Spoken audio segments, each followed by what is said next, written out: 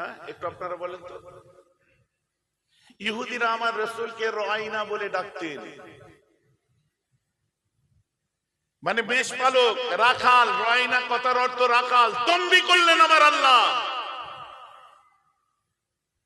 এখন আমি যদি বলি উম্মি কথার যেমন ব্যাখ্যা তোমরা লোগাত খুঁজছো, রাইনা কথার একটু অর্থটা লোগাত খুঁজে বার করো তো, ডিকশনারি খুঁজে বার করো, কি বার হবে?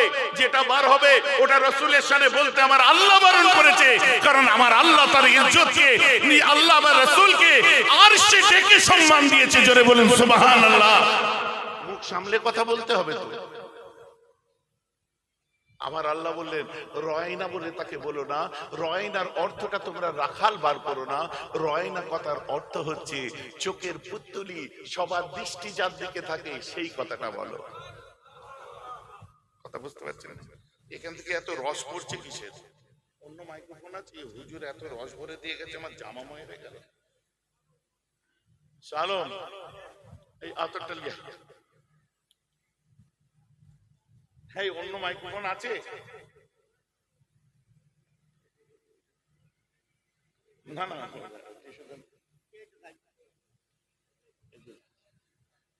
রস ভর্তি হয়ে গেছে।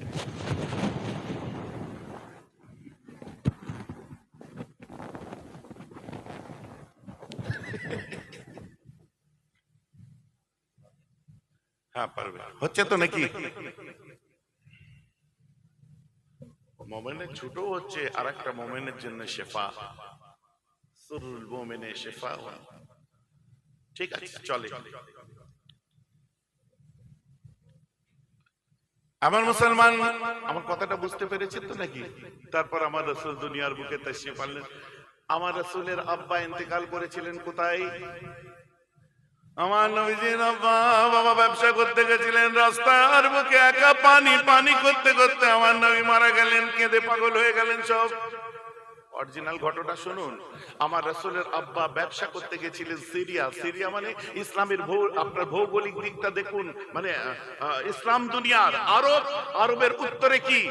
আরবের উত্তরে হচ্ছে সিরিয়া, তার উত্তরে কি? তুরস্ক, তার উত্তরে কি? ইজিয়ান সাগর, মরব সাগর, তার মধ্যে আছে বাষ্পরাজ প্রণালী, তার উত্তরে চলে যান কি পাচ্ছেন?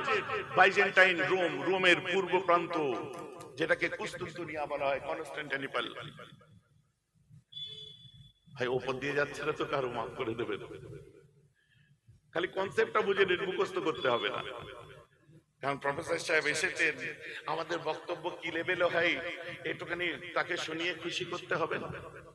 আপনারা কত জ্ঞানী গুণী ছেলেরা আছেন, আপনারা মাশাআল্লাহ বাপ দাদুর বাপ চাচাদের সোহবত পেয়েছেন। আমাদের মজলিস গুলো কিরকম হয় কি ভাই, আমার কথা বুঝতে পারছেন তো নাকি?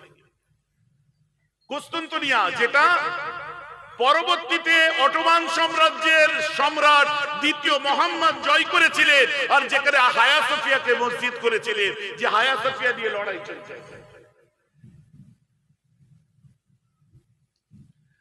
তো আরব থেকে উত্তরে সিরিয়ায় ব্যবসার কাজে গেলেন। রাস্তায় অসুস্থতা বোধ করলেন, ওনাকে ওনার আব্বার নানির বাড়ি, আব্বার মামার বাড়ি, মানে হাসেমের শ্বশুর বাড়ি ইয়াসরাবে নিয়ে যাওয়া হলো, সেবা দেওয়া হলো। যখন আব্দুল্লাহ ব্যবসায়ী বেরোয়, আব্দুল মুত্তালিব আব্দুল্লাহর সাথে, রাসূলুল্লাহর আব্বা জানের সাথে, আমাদের পেয়ারা আব্দুল্লাহর সাথে পাঠিয়েছিলেন একজন সেবিকা, পাঠিয়েছিলেন যিনি খাওয়া দাওয়ার লক্ষ্য রাখবেন।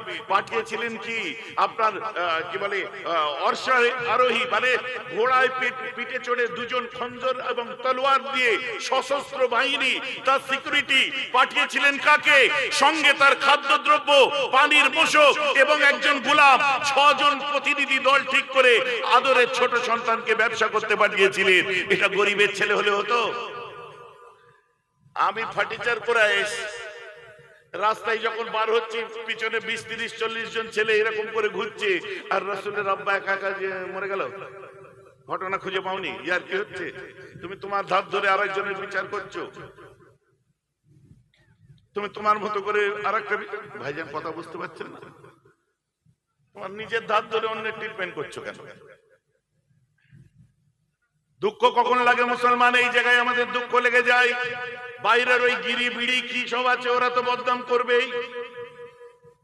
ওই জিন্ডেল হ্যান্ডেল কারা আছে, ওরা তো বদনাম করবেই। বেশরম শর্মারা তো করবেই। উইলিয়াম মোরেরা তো করবেই, এতে আমার আফসোস নেই, কিন্তু তুমি জোহরির ঘরে জন্ম নিয়েছো, তুমি বদনাম করছো কেন? তুমি সেই কিতাব পড়ে আলেম হয়েছো, তোমার মুখ দিয়ে এমন ভাষা বার হবে কেন?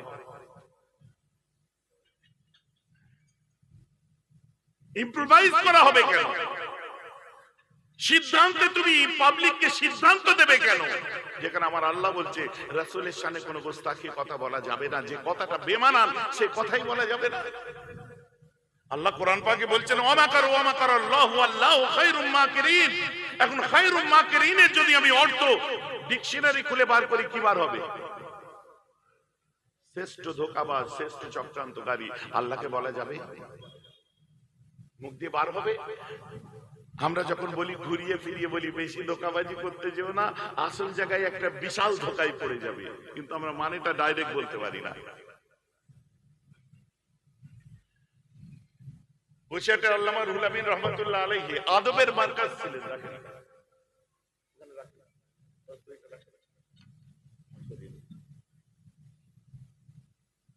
আদবের মার্কাজ ছিলেন, মুজাদ্দিদ জামানের কোলে মানুষ হওয়া মানুষ।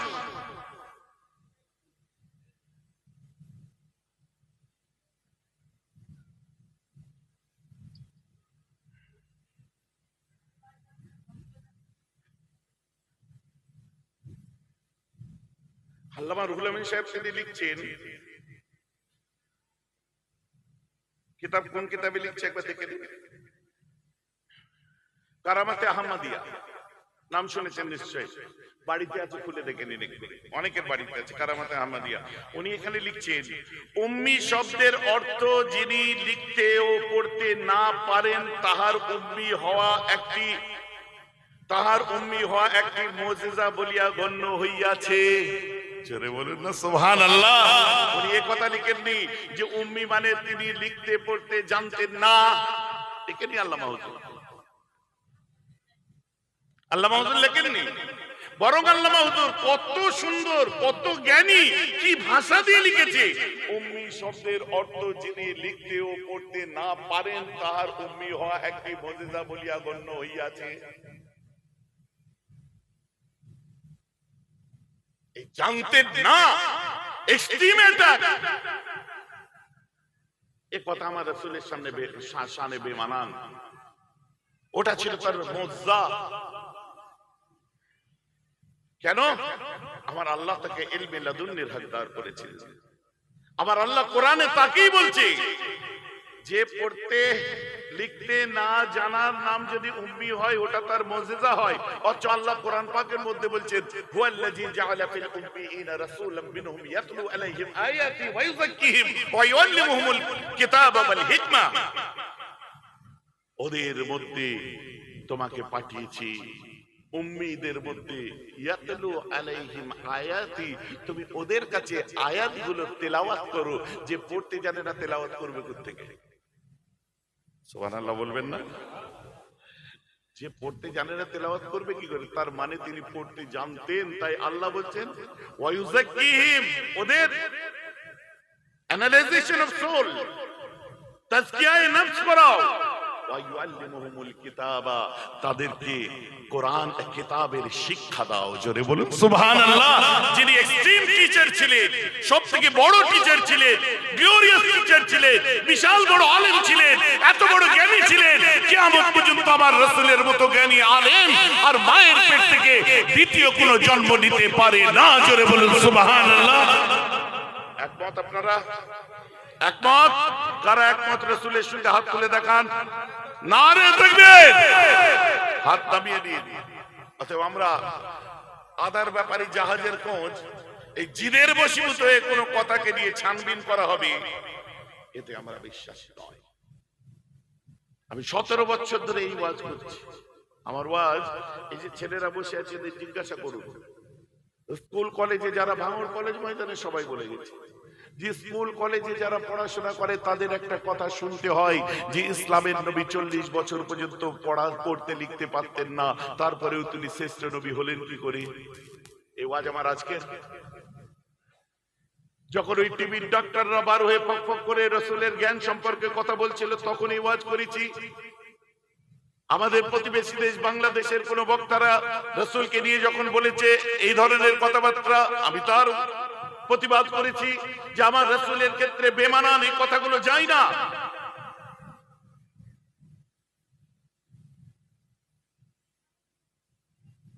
আমার আল্লাহ কোরআন পাকের মধ্যে বলছেন, একই স্ট্রাকচার দেখুন। উম্মির যে লগাত থেকে তুমি বানে বার করছো কি, লা ইয়াকরাউ ওয়া লা ইয়াকতুব, পড়তে লিখতে পারতেন না, পড়তে লিখতে পারেন না, পড়তে লিখতে পারেন না। একই স্ট্রাকচারে আমি একটা কোরআনের আয়াত শোনাচ্ছি, শুনুন। আল্লাহ তাআলা কোরআন পাকের মধ্যে লিখছেন, ইন্নাল্লাহা লা ইয়াহদি কওমিজ জালিমিন। একই স্ট্রাকচার, একই রকম আল্লাহ বলছে ইন্নাল্লাহা লা ইয়াহদি কওমিল কাফিরিন, ইন্নাল্লাহা লা ইয়াহদি কওমিল ফাসিকিন। একই স্ট্রাকচারে দেখুন কি বলছে, আল্লাহ ফাসিকদের হেদায়েত দিতে পারেন না, আল্লাহ জালেমদের হেদায়েত দিতে পারেন না। তো আল্লাহ হেদায়েত দিতে পারেন না এটা বলা যাবে? জোরে বলুন। কারণ এটা হচ্ছে আল্লাহর সঙ্গে বেমানান। আজকে আমরা সূরাতুর রহমান শুনতে শুনতে আসছিলাম, আর হুজুরকে আমি বললাম, হুজুর এটা যদি আমি নিজের মতো করে বিচার করি কিরকম হবে, কুল্লু মান আলাইয়া ফান ওয়া ইয়াবকা ওয়াজহু রাব্বিকা যুল জালালি ওয়াল ইকরাম। সবকিছু ফানা হয়ে যাবে, ধ্বংস হয়ে যাবে, ওয়া ইয়াবকা, বাকি রয়ে যাবে কি, ওয়াজহু রাbb, আল্লাহর মুখ বাকি। ওয়াজহুর মানে মুখ। এখন আল্লাহর মুখ আছে যদি কেউ আমরা মানি, যদি এটা কোরআনে লেখা আছে, এটার যদি ব্যাখ্যা আমার মতো করে আমি করে বলি আল্লাহর মুখ আছে, তাহলে শিরকের গুনাহ হবে না? ভাইজান আমার কথা বুঝতে পারছেন? আশ্চর্য কথা, আমি নিজের মতো করে ইম্প্রোভাইজ করতে পারি না গুরু। Please don't improvise regarding to life of Prophet Muhammad sallallahu alaihi wasallam, because he was the better mind, not only his own is but of all ages. পারি না আমরা কোনোদিন করতে। এটা যে ব্যাপারে আলোচনা করছি আমাদের বুঝতে হবে। একটু পড়তে শিখে গেছি বলে ওই হাড়ির তলার দুধ তাড়া আগুনে দিয়ে দেন, এমন ফোঁস করে উঠবে না, একদম দুধের মাথায় যে হাড়িতে চাপা দেয় ওটাকে কি বলে? সরা। ওই সরা ফসকে উঠলে দেবে, কিন্তু মাল তলায় পড়ে আছে, লাভ আছে? আরে গোলামি সাবুদ্দিন, আমরা চাই না বড় আলেম হয়ে বিয়াদবি করতে, আমরা চাই জাহেল থাকতে কিন্তু রাসূলকে সম্মান করতে। বলুন না সুবহানাল্লাহ। বুঝে যাচ্ছে? চলো যেটা বলছিলাম এবার আসুন। উসমান গনি কুরাইশ বংশেরই একজন ছিলেন, কিন্তু উমাইয়াদের থেকে এসেছিলেন, ধনী লোক ছিলেন। অত ধনী মানুষ ইসলাম গ্রহণ করার জন্য গাধার চামড়ায় জড়িয়ে রোদে ফেলে রাখা হতো, তাকে পানি দেওয়া হতো না। আমার রাসূল রাস্তা দিয়ে হেঁটে যাচ্ছেন, ওই বৃদ্ধা মেয়ে এক রাস্তার পাশে একটা বৃদ্ধাকে পড়ে থাকতে দেখেছে। একটি মেয়ে রাস্তার ধারে পড়ে আছে, উসমান গনি আমার রাসূল দুজনে হেঁটে যাচ্ছে। এক সময় আমার রাসূল বলছেন, এই উসমান, একবার দেখো এই মেয়েটি পড়ে আছে, না জানিও বোধহয় মারা গেছে, একবার দেখো। উসমান গনি চলে যায়, যাওয়ার পরে দেখছে কিনা বেঁচে আছে, কিন্তু তার বুকে আছে মানাতের মূর্তি। লাত, উজ্জাত, মানাত, হাবল ওদের খোদা গো, বুকে মানাতের মূর্তি। ইয়া আল্লাহ। উসমান গনি এসে বলছে, ইয়া রাসূলুল্লাহ, ওর বুকে মানাতের মূর্তি, আল্লাহ ছাড়া আমরা তো কাউকে দেখতে চাই না। আমরা তো, আল্লাহ রাসূল বলছে, আমার আল্লাহই তো ওকে সৃষ্টি করেছে। বলুন না সুবহানাল্লাহ। আমার আল্লাহ তো কেবল মুসলমান নয়, রাহমাত, আমার আল্লাহ তো রব্বিল আলামিন, জগৎবাসীর জন্য রব।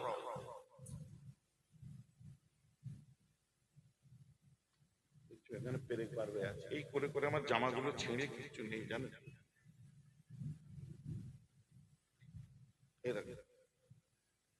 আর যেখানে বসেছি আপনাদের বলতে পারছি না কি হচ্ছে আমার। এতে তো বর বসে, আর ও তো হুবে থাকে যে কতক্ষণে আসে দেখবো, বুঝলেন? ওই কোথায় বসছে ওর খেয়ালই নেই। আর এই জায়গা মতো ঘুরছে, আমি বলতে পারছি না লজ্জায়। এখানে বসে কারা? বরে বসে। বরের তো নিচে একদিকেই থাকবে যে কখন আসে, পাশেরটা এসে বসলে আর চোখে ওর কোথায় ফুটছে ওর তো খেয়ালই নেই, ও তো বেহুশ হয়ে আছে। আর ওই চেয়ার দিয়েছে আমাদেরকে, এইখানে খাচাক করে এই দেখো এইখানে লাগছে, পিঠের একটা জায়গায় জাগা মতো এরকম উঁচু হয়ে আছে, দু সাইড নেমে গেছে। সত্যি বলছি, কিন্তু কিছু করার নেই।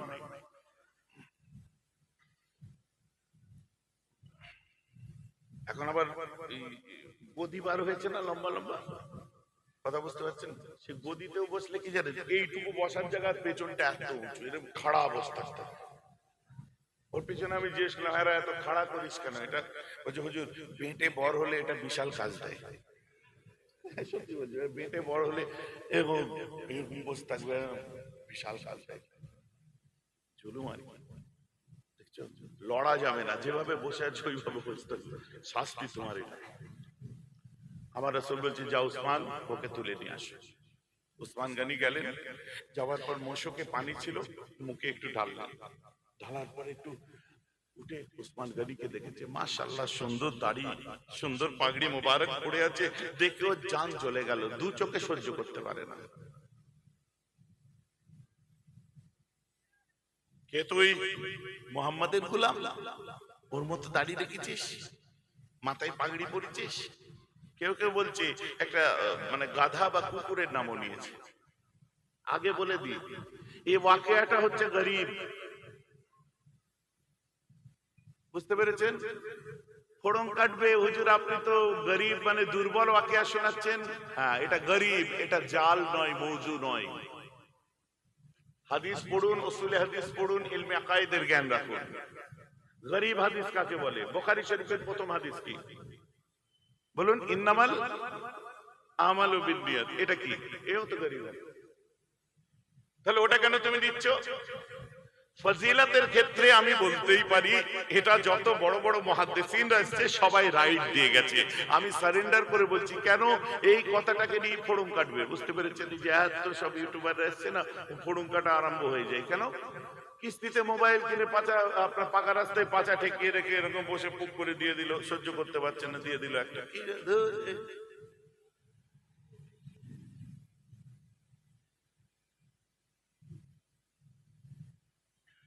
এমন মুসলমান মেয়েটি তাকিয়ে বলছে, তুই কি মোহাম্মদের গাধা বা কুকুর, বা তুই কি মোহাম্মদের গোলাম? থুতু দিতে আরম্ভ করে, থু। আর আরব দুনিয়ায় আজও পর্যন্ত রেগে গেলে থুতু দেয়। ওই দেখো আলমগীর ভাইকে জিজ্ঞেস করে, আনতা খরবান কাতির, আনতা হুমার, হুমার, আনতা হুমার, আনতা হা বলা যাবে না, মেরে দেবে।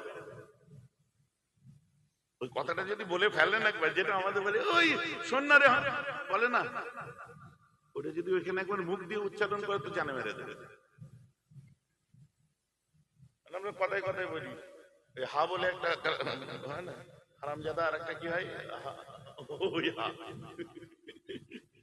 যদি বলে ফেলো আনতা হা বলে ফেলো, জানে মেরে দেবে। পুরনো দিন থেকে হয়ে আসছে থুতু দেয়। উসমান গনি মুছতে আরম্ভ করে। আল্লাহ রাসূল বলছে, উসমান আমার কাছে আসো। খুব খারাপ, আমার জন্য কত তোমাকে অপদস্থ সহ্য করতে হয়। আল্লাহ রাসূলেরও মনটা খারাপ, অত ধনী মানুষ থুতু দিচ্ছে মুখে, দুনিয়ার বাদশা তিনি। উসমান চলে আসো, খুব খারাপ। হুজুর বলবেন না, ও যে নাম ধরে আমায় ডেকেছে, আমি উসমান, আমার মনে হয় কিয়ামতের দিন আমাকে উসমান বলে না ডেকে আপনার গোলাম বলেই ডাকা হোক। বলুন না সুবহানাল্লাহ। আল্লাহ যেন বুড়ির দোয়াটা কবুল করে নেয়। বাকি যে ভাষাগুলো বলেছে, উসমান গনির মনের ভাব রাসূলের গোলাম, নালায়েন শরীফের গোলাম। নালায়েন শরীফ বলে জুতো শরীফ, কথা বুঝতে পারছেন? আমার রাসূল হিকমত লাগালেন কি এমন একজনকে পাঠাতে হবে যাতে ওকে দেখে না বিরক্ত হয়। আইনা বেলাল? বেলাল কোথায়? হুজুর আছে, মহলে আছে, ভিতরে আছে, আমি ডেকে নিয়ে আসি। চলে গেল। কেন? হযরতে বেলাল হাবশী রাদিয়াল্লাহু আনহু, তাকে দেখলে ওই বুড়িটার বিরক্ত লাগবে না। মানে তিনি ছিলেন কালো গোলাম, মুখে আপনার কি বলে, মুখ প্লেন ছিল, মাসলম্যান ছিল, ঠোঁট মোটা ছিল, কথা একটু তুতলা তুতলা বলতেন, সব মানে বিশাল বড় আশিকে রাসূল ছিলেন। যে বেলালের কথা আমরা শুনলে আমাদের চোখে পানি আসে। আমাদের সমাজে ছেলেরা কালো হলে এক কথাই বলে, আমরা তো বেলাল হুজুরের গোলাম। বলেন না সুবহানাল্লাহ। কথা বুঝতে পারছেন? আমি কি বলতে পারলাম ভাষাটা যে আল্লাহ রসুল বললেন যে আকে দেখলে মানে কিছু একটা বলতে গেছিলাম তো ঘুরিয়ে দিতে হলো কি হলো না? কারণ সাহাবাদের সামনেও কোনো বিয়াদবিমূলক কথা বলা যাবে না। আমার পয়েন্ট অফ ভিউ হচ্ছে এটাই। হযরত বেলাল আসলেন, বেলালের কাছে যে বেলাল আয়না বেলাল, ইয়া বেলাল, ক্বালা লাব্বাইক ইয়া শাইখি, হুজুর আমি এখানে আছি। ওই টিলার পিছনে দিন দুনিয়ার বাদশা রাসূলুল্লাহ আছেন, উনি বললেন যে বেলালকে ডেকে নিয়ে আসো, একটা মেয়ে অসুস্থ অবস্থায় পড়ে। বেলাল বেলাল ওই দূরে চলে গেছে দৌড়ে। বেলাল তুই কোথায়? বলছে রাসূলুল্লাহ ডাকছে। এটাই তো বলবেন, আপনার কথা শেষ হওয়ার আগে আমি মুস্তাফার সামনে হাজির হয়ে যাব। বলুন না সুবহানাল্লাহ। তবেই তো আশিকে বেলাল রাসূলুল্লাহর কাছে গেছে। হুজুর কি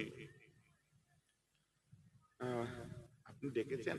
বেলাল ওই মেয়েটাকে তুমি আমার বাড়িতে নিয়ে যাও। বেলাল আনতে যেয়ে দেখে বুকে মানাতের মূর্তি। ওসব করো না, আমার আল্লাহ ওকে সৃষ্টি করেছে, তুলে নিয়ে চলো বাড়িতে। আর আমার বাড়ি বলবে না। আরে আমার বাড়ি বলবে না, নিয়ে যাও। নিয়ে গেছে, রাসূলুল্লাহ পিছন পিছন এসেছে। আম্মা খাদিজাকে বলছে, খাদিজা আল্লাহর জান্নাত বিক্রি হচ্ছে, নেবে না? বলে কি? বলছে একটা অসহায় মানুষকে তুলে নিয়ে এসেছি, ওর খেদমত করো, আল্লাহ জান্নাত দিয়ে দেবে। বলেন না সুবহানাল্লাহ। আম্মা খাদিজা যে দেখছে, আমি তাড়াতাড়ি করে বলছি, শুট টান নেই এতে।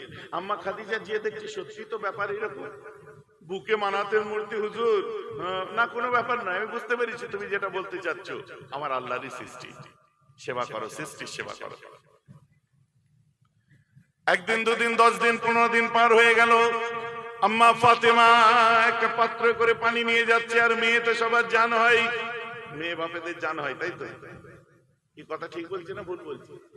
হ্যাঁ, সবাই বলতে পারছে না, কারণ মেয়ে হওয়ার পরে তোর মন খারাপ হয়ে গেছিল, 6 কেজি গোছের অর্ডার দিয়েছিলি, ক্যান্সেল।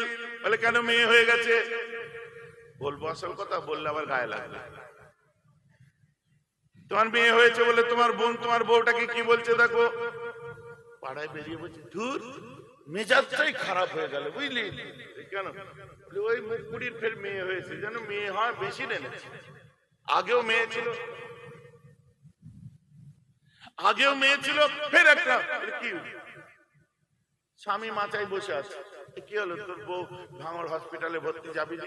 ধুর যেতে পারলেন, ধুর ফের মেয়ে হয়ে গেছে।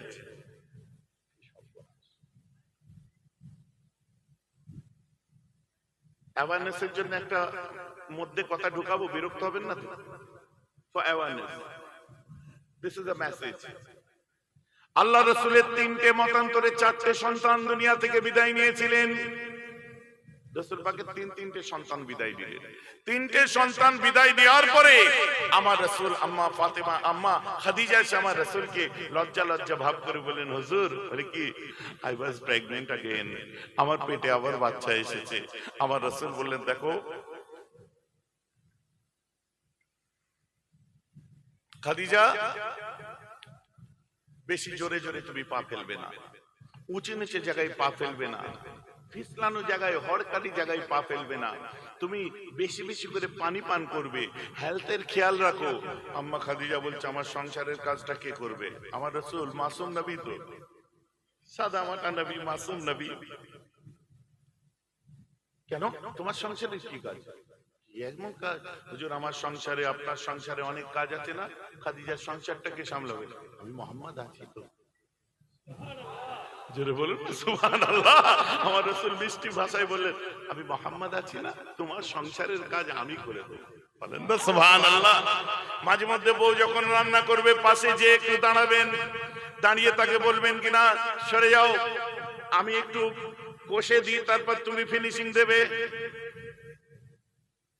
না হুজুর, এরকম করলে পাড়ার ছেলেরা পেছনে লাগে, বলে তুই বইয়ের গোলাম হয়ে গেছি, রান্না করে কি করতে ঢুকেছিস, এরকম করে। না না না, এমন না। রান্না করলে পাশে যাবেন, একটু তুলে মুখে দেবেন, দেওয়ার পরে বলবেন, আহ আল্লাহ তোমার হাতে এত স্বাদ দিয়েছে না, মাশাআল্লাহ। আপনার বউ খুশি হবে, সঙ্গে সঙ্গে আপনার উপরে এবং আপনার স্ত্রীর উপরে আল্লাহর 10টা রহমত নাজিল হবে। বলেন না সুবহানাল্লাহ।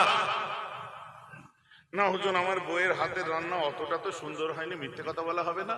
এক্ষেত্রে মিথ্যে বলাটাও জায়েজ, মুফতি সাহেব আছে, জিজ্ঞেস করেন। এর থেকে ভারী মিথ্যে বলতে যাবেন না জানো, ওই পর্যন্তই। ভারী মিথ্যে মানে বুঝতে পারছেন? হ্যাঁ, এর থেকে ভারী মিথ্যে বলা। আম্মা খাদিজা রান্না করছেন, রাসূলুল্লাহ চলে আসলেন। উত্তপ্ত রৌদ্রে আম্মা খাদিজা যখন রান্না করছে, আল্লাহ রাসূল পাশে যেয়ে বসে যাই। কখন আম্মা খাদিজা বুঝতে পারেন না, আমার রাসূল নিজের পাগড়ি মোবারক দিয়ে আম্মা খাদিজার কপাল মোবারকের ঘামগুলোকে আস্তে আস্তে মুছিয়ে দিচ্ছে, আর চোখ ভরা পানি নিয়ে বলছে, খাদিজা তুমি আমার সংসারে যে কষ্ট করো খাদিজা, তোমার কষ্ট দেখে আমি মুহাম্মাদের বড় কষ্ট হয়। আম্মা খাদিজা বলে, হুজুর আপনি এক্ষুনি শিগগিরই ঠান্ডায় যে বসেন, নাহলে আমার কষ্ট আরো বেড়ে যাবে। ইনি ওনাকে কষ্ট দিতে চাই, ইনি ইনাকে কষ্ট দিতে চাই। সুবহানাল্লাহ। যতবার রাসূলুল্লাহর নাম নেবো আমি ফ্লোতে বলছি সাল্লাল্লাহু তাআলা আলাইহি ওয়াসাল্লাম, মনে মনে বলবেন, আমিও বলি সাল্লাল্লাহু তাআলা আলাইহি ওয়াসাল্লাম। আপনিও বাড়িতে যাবেন, বউ রান্না করছে গরমের দিন, আপনি পাগড়ি মাথায় দেন না, আপনি আর পকেটে রুমাল থাকে না, এই হাতা দিয়ে একটুখানি বউয়ের কপালের ঘামটা মুছিয়ে দেবেন, আল্লাহর রহমত নাযিল হবে। স্ত্রীর কপালের ঘাম মুছিয়ে দেওয়া, বউয়ের কপালের ঘাম মুছিয়ে দেওয়া রাসূলুল্লাহর সুন্নাত। কিন্তু শর্ত হচ্ছে বউটা নিজের হতে হবে, লোকের বউয়ের নয়। হাসছেন, একদম যেন কি আকাশ থেকে পড়া কথা বলে দিলাম।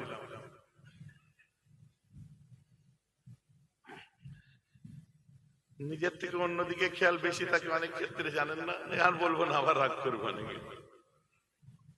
डेली कौन घर का दाल रोटी खाते हैं भाई साहब, कभी कभार बिरयानी भी तो चाहिए ना, बाहर का बिरयानी अच्छा लगता है। আসলে যখন দু চারটে এর উপরই পাঁচ করে দিই, আমার রাসূল যখন ওহী আসলো রাসূলুল্লাহর কাছে, আমার রাসূল কাঁপতে আরম্ভ করলেন, ঠক ঠক করে কাঁপছেন, ঠক ঠক করে কাঁপছেন। ভিতরে চলে গেলেন, একটা ভূমিকম্প হচ্ছে বুকের মধ্যে। ভিতরে চলে যাওয়ার পরে আম্মা খাদিজাকে বলছে, খাদিজা জাম্মিলুনি, আমাকে চাপা দাও। চাপা দেওয়া হলো, আবার জাম্মিলুনি, আবার চাপা দাও, এইভাবে চাপা দেওয়া হলো বারবার। হুজুর কি ব্যাপার? একটু পরে যখন একটু স্বস্তি ভাব আসলো, আমার রাসূল আম্মা খাদিজাকে বলছেন, খাদিজা খাদিজা কি আমি তোমার কোলে একটু মাথা দিয়ে আরাম করবো? বলছি, হুজুর আমি তো আপনারই প্রপার্টি, জিজ্ঞাসা করেন কি আছে, আপনার হক হুজুর। আম্মা খাদিজার কোলে মাথা দিয়ে রাসূলুল্লাহ শুয়ে কিছুক্ষণ পর তাকিয়ে বলছে, খাদিজা তোমার চেহারার দিকে যখন তাকাই তখন আমি মুহাম্মদ প্রশান্তি লাভ করি। বলুন না সুবহানাল্লাহ। বউয়ের কোলে মাথা দিয়ে শোবেন চাচা, চাচির কোলে একটু মাথা দিয়ে শোবেন, ভাবির কোলে একটু মাথা দিয়ে শোবেন ভাইরা, বউয়ের কোলে একটু মাথা দিয়ে শোবেন। শোয়াটাও হচ্ছে রাসূলুল্লাহর সুন্নাত, কিন্তু শর্ত হচ্ছে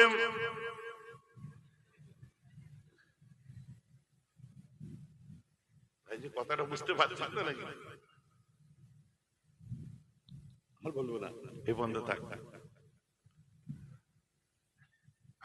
তিনটে সন্তান বিদায় নেওয়ার পরে যখন আমার রাসূলের আরো একটা বাচ্চা হলো, রাসূলুল্লাহর কাছে যখন বাচ্চাকে নিয়ে আসা হয়, আমার রাসূল বাচ্চাটাকে কোলে নেয়। বাচ্চাটা ছেলে ছিল না, ওটা ছিল সালতানাত ইসলামের মুকদ্দাস শাহজাদি, আলমে তাতহীরের মালিকা।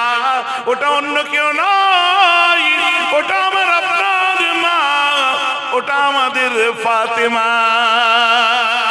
আমার রাসূল আম্মাকে কোলে নেয়, কোলে নেওয়ার পরে কপালে একটা চুমা দেয়, চুমা দেওয়ার পরে চোখ ভরা পানি নিয়ে আমার রাসূল বলেন, আন্না ফাতিমাতু মুদগাতাম মিন্নি। তিনটে কথা বলেছে, আন্না ফাতিমাতু মুদগাতাম মিন্নি। আর কি বললেন? আন্না ফাতিমাতু শাজনাতাম মিন্নি। আর কি বললেন? আন্না ফাতিমাতু বিদআতাম মিন্নি। বেদা কথার অর্থ বিদআতাম মিন্নি, আমারই একটা অঙ্গ, আমার বিদা। আমার রাসূলের কথাই কি আমি দিল থেকে বলবো না? আমার রাসূল হচ্ছে নবী, ফাতেমা নবুয়তের টুকরা। আমার রাসূল ফাতেমা রিসালাতের টুকরা। আমার রাসূল রাহমাতাল লিল আলামিন, রহমতের টুকরা আমার আম্মা ফাতেমা। আমার রাসূল ছিলেন নূর আর আম্মা ফাতেমা ছিলেন তানবীর। আমার রাসূল বললেন মুদগা বিদা, আমার বিদা। পরে কি বলছেন, আন্না ফাতেমা তো শাজরাতাম মিন্নি, মেয়ে হলে মন খারাপ হয়। দেখুন, বলতে ইচ্ছে করে সেলিনা উইলিয়ামস আমেরিকার আলাবামা থেকে 1981 Times of India exclusive edition দেখুন।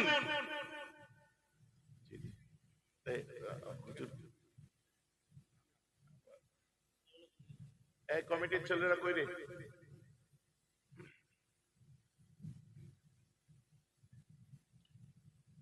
আমার রাসূলের মেয়েকে জন্মাবার পর কপালে চুমা দিয়ে বলছে শাজনাতাম মিন্নি। এই শাজনা কাকে বলে?